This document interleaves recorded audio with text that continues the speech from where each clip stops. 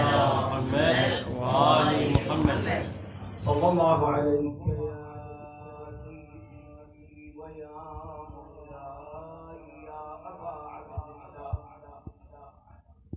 صلى الله عليك يا مولاي وابن مولاي يا ابن رسول الله.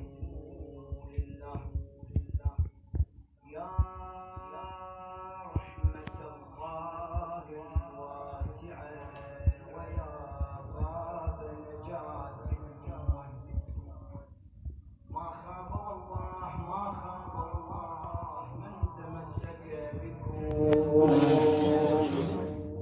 وأمن لجأ إليكم سعادتي فيفوز والله فوزا عظيما. بسم الله الرحمن الرحيم. في يوم كان مقداره 50,000 سنة. إخواني المؤمنين، باسمكم ومن القلب نعزي إمام العصر والزمان مهدي آل محمد عجل الله تعالى فرجه الشريف بذكرى شهادة أبي الأحرار الحسين بن علي عليهم السلام، وكذلك ذكرى يوم دفن الأجساد الطاهرة. إخواني المؤمنين، القضية الحسينية تتألف من 3 أدوار رئيسية. هاي الأدوار الرئيسية قبل لا نذكرها هناك أمور بديهية علينا التمسك بالكتاب والعترة. دائما ننطلق من القرآن والعترة، فلا تنسون الآية الكريمة اللي بدينا بيها لأن نحتاجها. في يوم كان مقداره 50,000 سنة. القضية الحسينية تعتمد على 3 أدوار رئيسية، أو تتألف من 3 أدوار رئيسية. الدور الأول مسلم ابن عقيل. الدور الثاني الحسين بن علي. الدور الثالث السيدة الطاهرة زينب عليهم السلام أجمعين. قضية مترابطة فيما بينها، أدوار رئيسية: دور مسلم بن عقيل، دور الحسين بن علي، دور السيدة زينب. هناك بعض الأمور نادرا ما تنطرق، يعني بالمجلس الحسيني ما تنطرق، ومن المؤسف أنه نبخل فيها على المستمع. فأذكر لك واحدة منها كأنه خارج نطاق بحثنا. شوفوا يا طيبين، الإمام الحسين عليه السلام بعالم الذر الله سبحانه وتعالى تعاهد مع الحسين أنه يحمل لواء الشفاعة ويكون مشروع الاستشهاد، مشروع الشهادة. قال أنا لها. تمت المعاهدة.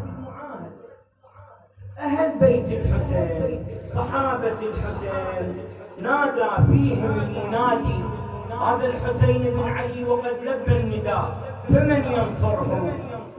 فقام أهل بيت الحسين والأنصار فنادوا: لبيك يا حسين. السيدة الطاهرة زينب ما قالت لبيك يا حسين، القضية أكبر وأعظم.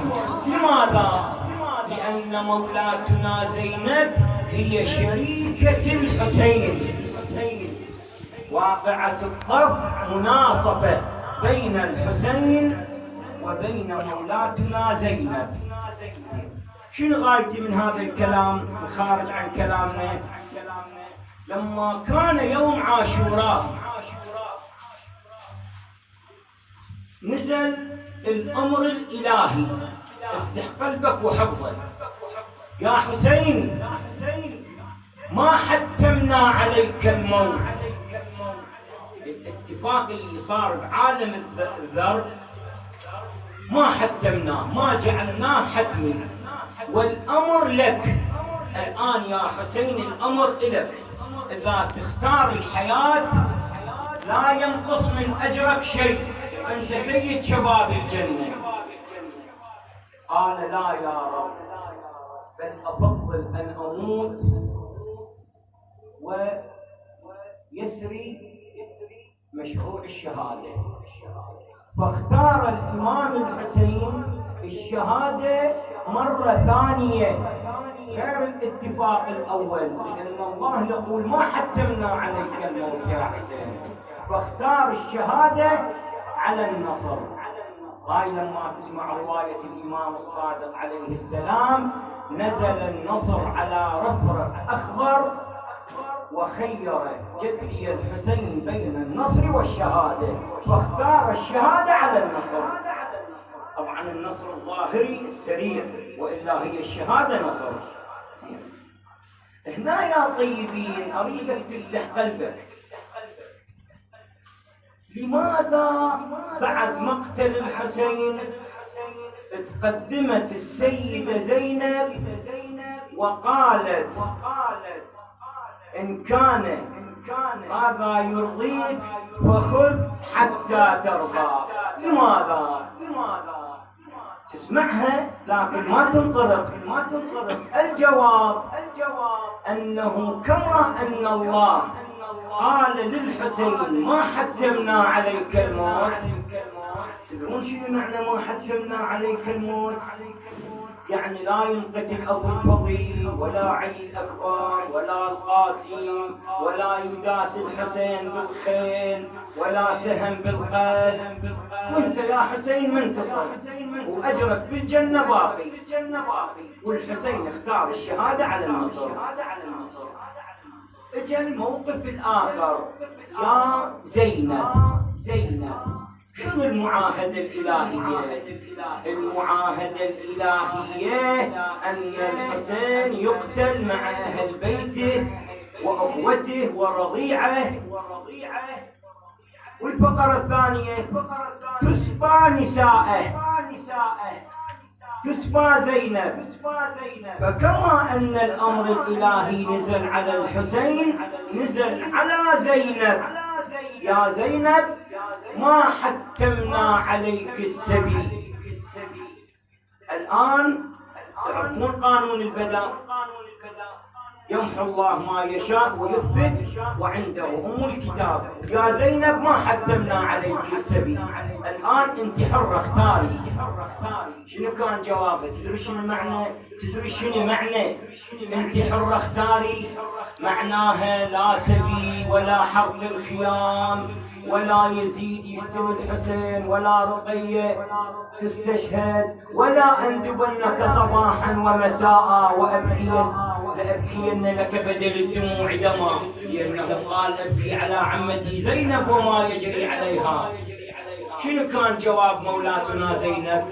قالت إن كان هذا يرضيك فخذ حتى ترضى. يعني أني موافق على هذا المعاهدة الأولى اللي هو مسيرة السبي، لأن مسيرة السبي أعظم نصر للقضية الحسينية. هذا الكلام خارج عن موضوعنا، بس حتى لا يكون المجلس بخيل تشرفت بخدمتك. إذن الأدوار الرئيسية: واقعة الطف، مسلم بن عقيل، الحسين بن علي، زينب. الآية تقول في يوم كان مقداره 50,000 سنة. بالقرآن الكريم وإن يوما عند ربك ك1000 سنة مما تعدون. بينما الآية اللي قرأتها على مسامعكم 50,000 سنة، هذا تعرج الملائكة والروح إليه في يوم كان مقداره 50,000 سنة. إذا القضية شنو؟ القضية نسبية. مرة عند ربك كألف سنة مما تعدون، ومرة تعرج الملائكة والروح إليه في يوم كان مقداره 50,000 سنة. يوم الملائكة غير اليوم اللي عند ربك. هذا بيش يذكرك. نبه لي يا حبيبي وافتح قلبك. لما قتل علي الأكبر شنو كان كلام الإمام الحسين سلام الله عليه؟ ولدي علي على الدنيا بعدك العفا، أما أنت استرحت من هم الدنيا وغمها، وتركت أبوك لهمها وغمها. زين أقول لك، أنت مو تعرف والواقع يعرف أن الحسين يبقى بعد علي الأكبر فترة قليلة ثم يمضي شهيدا. يعني الحسين هو بالأثر. إذا لماذا يقول تركت أبوك لهمها وغمها؟ هي القضية قضية وقت قليل. الجواب أنه الوقت القليل هذا يكون بالقياسات المادية، بالقياسات المادية. أما القياسات المحمدية العلوية الفاطمية الحسنية الحسينية الزينبية، مولانا الإمام الحسن خاطب الحسين: لا يومك يومك. دخل الحسين يبكي، قال: على ما تبكي أبا عبد الله؟ قال: أبكي عليك أبا محمد تتقيأ كبدك. جاوب الإمام الحسن قال: ولكن لا يوم كيومك أبا عبد الله، لا يوم كيومك. شنو معناها؟ معناها مو قضية 24 ساعة، مو معناها علي الأكبر استشهد والإمام الحسين بعد دقائق يستشهد خلفه. يوم الحسين ليس له مثيل. هذا اليوم ممتد من قبل آدم إلى قيام مهدي آل محمد، ولهذا قال له: تركت أبوك لهمها وغمها. هذا يوم الحسين لا يوم كيومك. ولهذا القضية ما تنقاس بالزمن. بعد راح تقول لي: ايش تقصد من هاي 50,000 سنة؟ وين تريد توصل؟ اريد اوصل الى نقطة تخص مولاتنا زينب.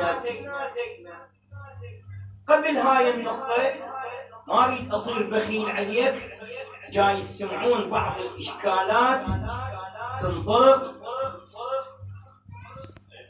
كل مكان، لكن المكان الأسرع انتشارا وسائل التواصل الاجتماعي، وما أريدكم تتأثرون بها، لأن ترى مو أي واحد يحمل العلم الصحيح.